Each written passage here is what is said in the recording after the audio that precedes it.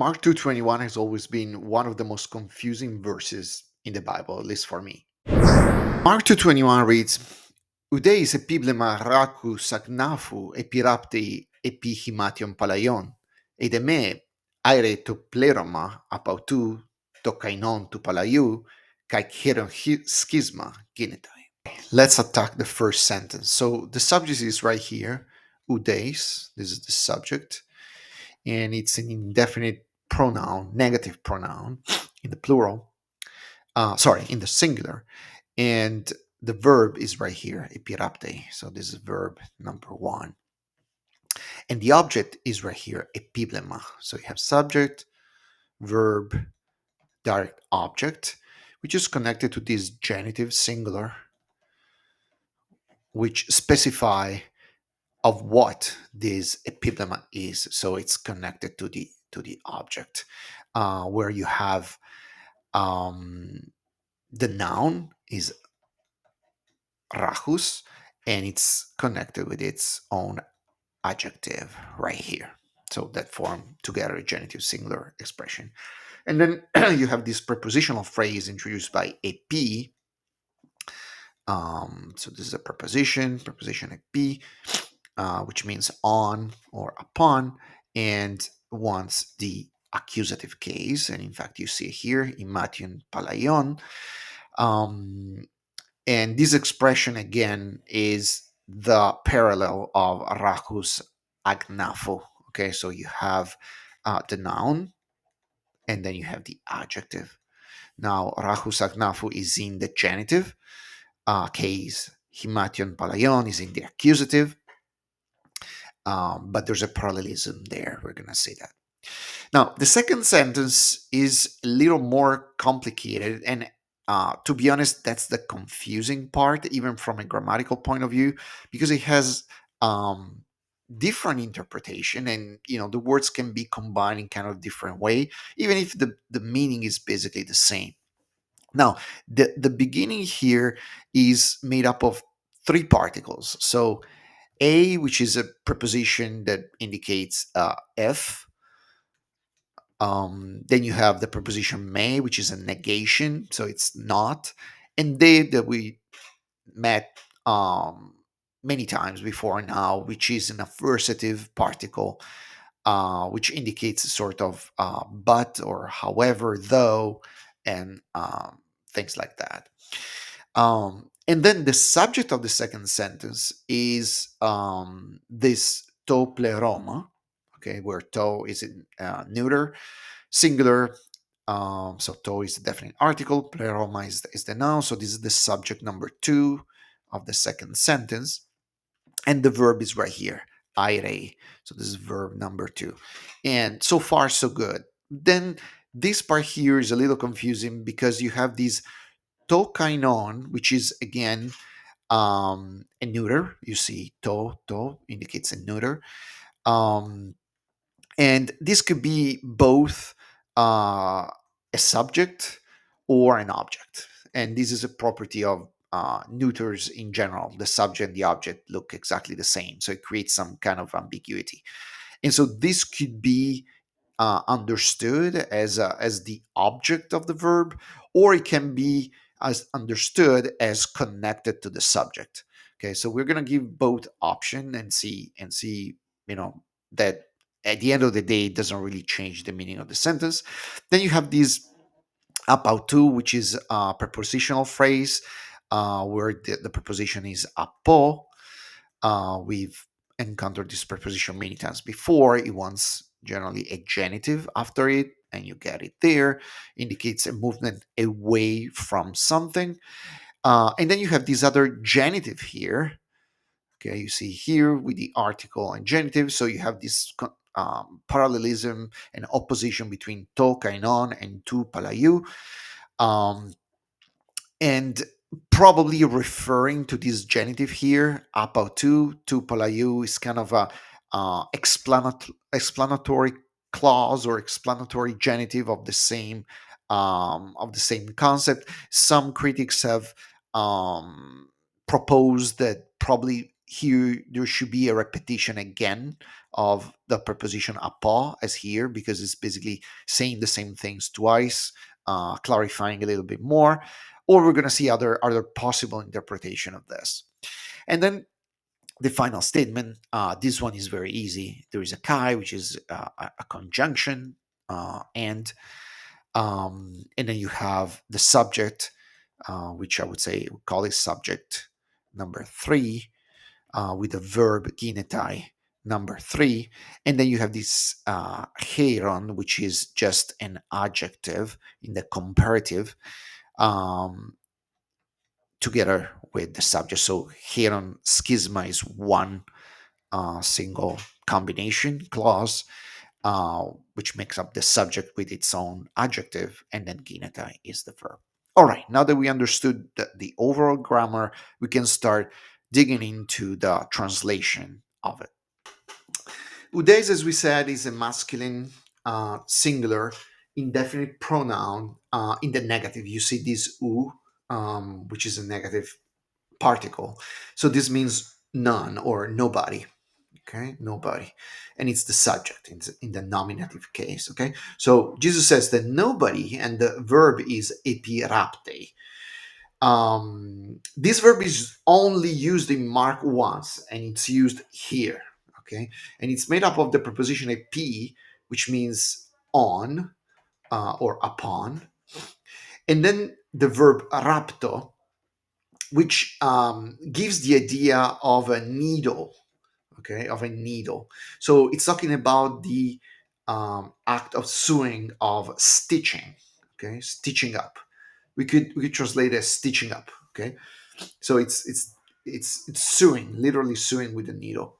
So nobody stitches up or sews epiblema. Now, what is epiblema? Epiblema is a patch. Okay, is a patch. Why is it a patch? Well, again, you see this preposition epi.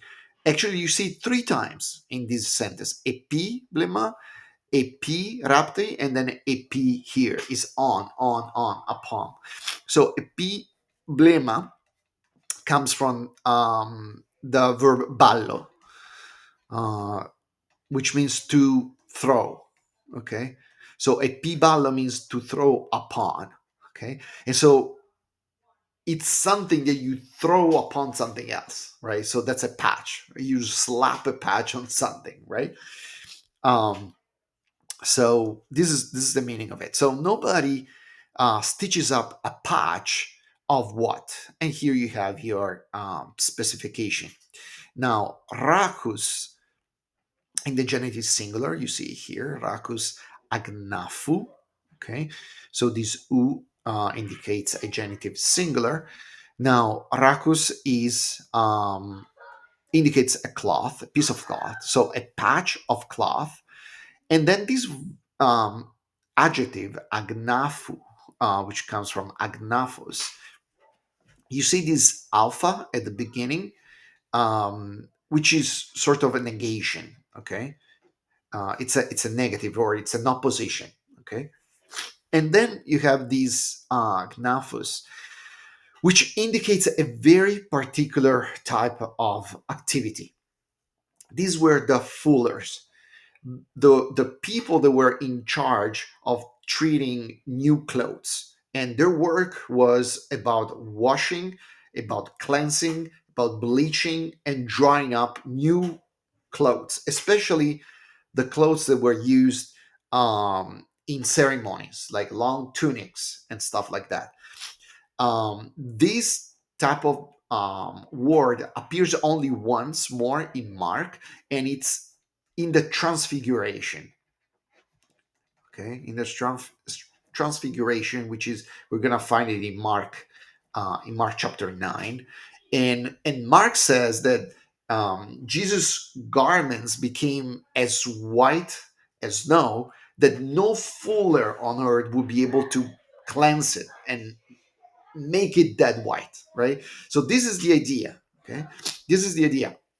It's a piece of garment, it's a piece of cloth that has not been treated, has not been fulled, has not been treated by a fuller. Okay, how does that look like? Well, if you have a new piece of cloth, um, it's unshrunk. That's why sometimes it's also translated this as an unshrunk patch of cloth, or a patch of unshrunk cloth, or a patch of old cloth.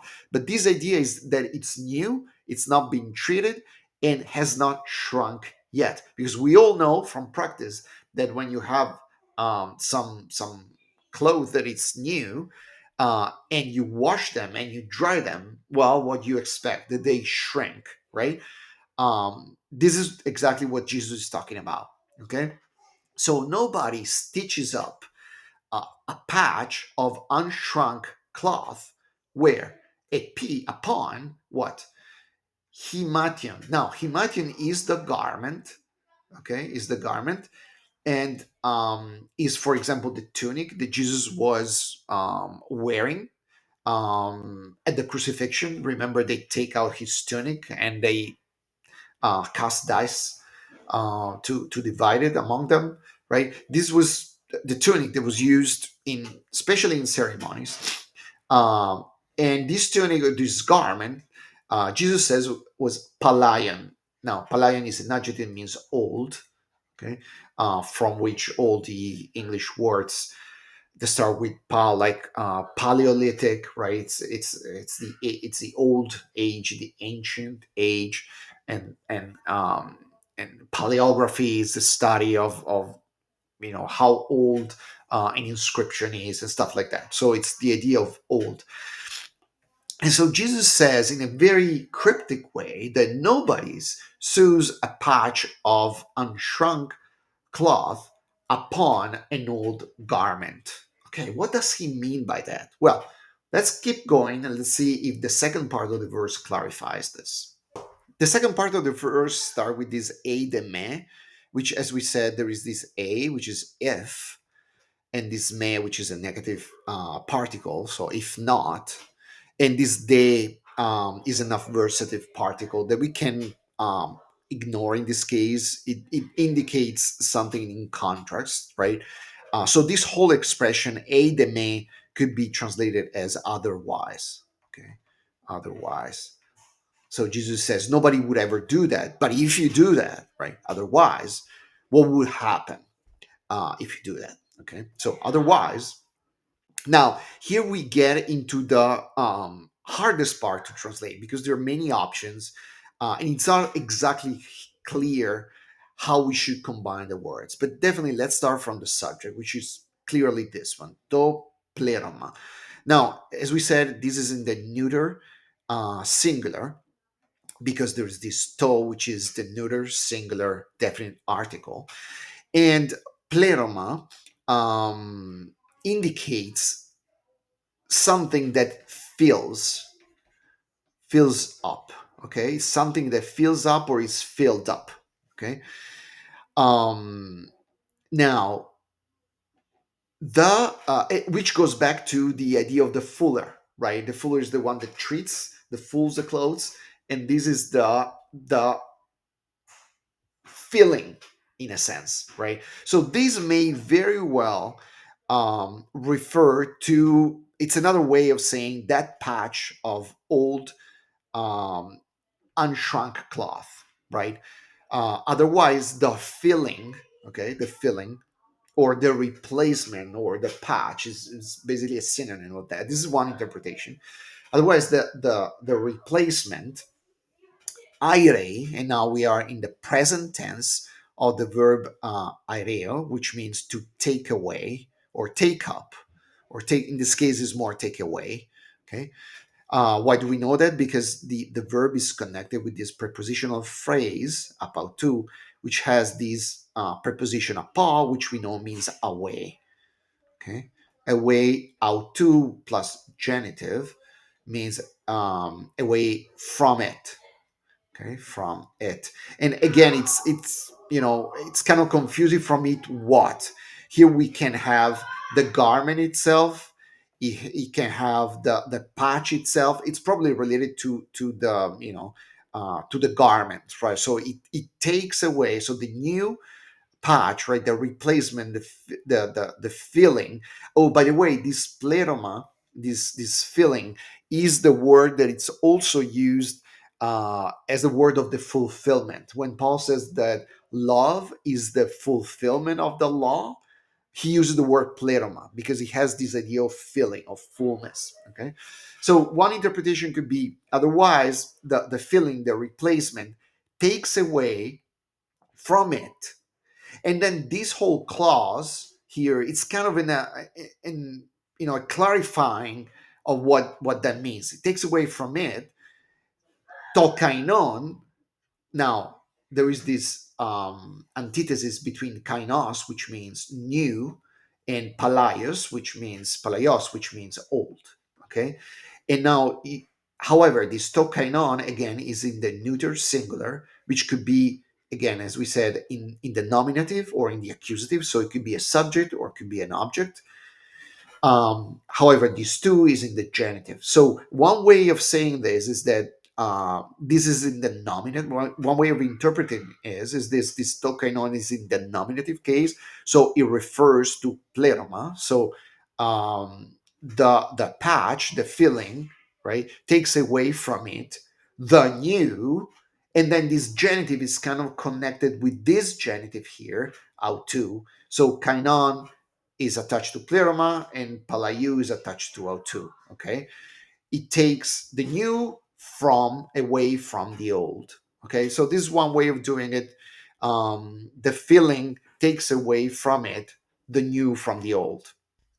Another way of interpreting this is taking this tokainon as an accusative case. Okay, so it's as an object. Okay, now, generally, the first interpretation I give you is the one that mostly all Bible translation adopt. But we cannot rule out that this is also there's also a different interpretation of this, which is the new, right? The replacement, the filling, um, takes away from it, and takes away what? Takes away the new from the old. Okay. Now, the filling in this case could be referring to when the garment eventually is going to be filled, right? So if you replace, if you attach a new unshrunk cloth to an old already treated fold garment, what happens is when you treat it again, right? um, the treatment is gonna ruin it, right? Because it's gonna rip away the new from the old, right? The new is gonna shrink and rip away from the old. Okay, this is the another interpretation, which, by the way, it gets you to the same point from another angle. Okay, which is the whole main meaning that Jesus is trying to convey here, right? That when you attach a new piece to an old piece, the new piece has not shrunk yet, and if you attach to an old piece, when the new piece eventually shrinks, it's gonna break the whole thing again. Okay, this is what we know in practice, right? We know that when we throw a new new clothes into the washing machine and then we dry it out, what happens? We generally find it that it shrank, right? And so if you do that after putting the new piece of cloth in the old one, the only part that shrinks is the new one, and so it rips out the stitches that you put there, right? So this is the whole meaning of it, and in fact um, we see the ending of it, which is kind of clarifies what Jesus is trying to say, because the conclusion is Kai, and what happens? Heron schisma. Now, the word schisma, it's exactly what you're thinking about. It's schism, right? It's the word schism, which means rupture, fracture, right? Um, fracture. So, in the clothing, the garment, what happens is that the garment is gonna have a tear, even worse than before. So Heron is comes from the adjectives kakos or kakon in this particular case because this is neuter. singular. This ending alpha is neuter singular. Okay, and heron is the comparative form of the adjective kakon, which is bad. So heron comparative means worse. So and a worse tier, ginetai. Now this comes from the verb ginomai, which is the verb to be or to happen or to occur, okay, or come to pass. And so we understand what it means, right? You get basically you get a worse tier than before, right? Your condition is going to be even worse than before. Okay, so let's try to put everything together. And this is, I would say, more or less what Jesus is saying here, that nobody stitches up a patch of unshrunk cloth onto an old garment. Otherwise, the replacement rips away from it the new from the old, and you get a worse tear. So let's try to put all this together. So we have a garment that it's old, but you need to patch it. And to patch it, supposedly you would not use a new piece of garment without it being treated and just stitch it in there, because then this new piece of patch is going to shrink by itself and it's going to break away, and it's going to make a worse mess than before. And so you ruin both the new garment that you took the patch out of, and you also ruined the old one that now it's in a worse condition than before. So what is Jesus talking about here? Now, I'm not claiming to have the response, but one thing that I find it very compelling is this idea that Jesus is trying to introduce and teach about his disciples, which is the new is advancing, the new covenant, and the old is passing away. So I think this is definitely a reference to the new covenant versus the old covenant. This idea of the garment comes from the ceremonial garment. So this could be a reference to the old ceremonial laws of the Mosaic laws that are passing away. You cannot mix those with the new covenant of grace, right? This is one thing. And then there is the reference to the um, topleroma, like the filling or the fulfillment, like the new becomes the fulfillment, because a fulfillment of the old. So there's also that connection with the idea that the new covenant is the fulfillment of the old covenant. However, you need to be able to understand what one is in reference to the other, where the new is the fulfillment of the old. While if you try to stitch the new together with the old, you're going to end up breaking both the new and the old, which is basically what St. Paul is going to be preaching to the Gentiles, and especially to the Jews converted to Christianity that still wanted to keep some of those ceremonial laws that were mandated in the old covenant, for example, circumcision and all, and then dietary restrictions and so on, right? And Paul says, no, you cannot mix the two. If you have the new and you want to stitch it back with the old, then you're going to break the new, right? The new is not useful anymore. He's going to explain this pretty much in every single letters he wrote, especially in Galatians, where he rebukes the Galatians exactly because of the reason they in Galatian, the church that had converted to Christianity actually thought that to keep their salvation, to keep their justification status, they need to get circumcision. And so Paul says, well, if you go back to circumcision, then the new gospel of grace, the new covenant, is not going to be helpful for you anymore, because you go back to the old standard. You're trying to stitch up the new with the old. You're trying to make them coexist at the same time without understanding that one is the pleroma, is the fulfillment of the old. Okay, is the replacement, not in terms of, okay, you need to kind of patch them together. Is a replacement that in the sense that it's a better covenant and of a completely higher level. Okay, I hope that's helpful for you.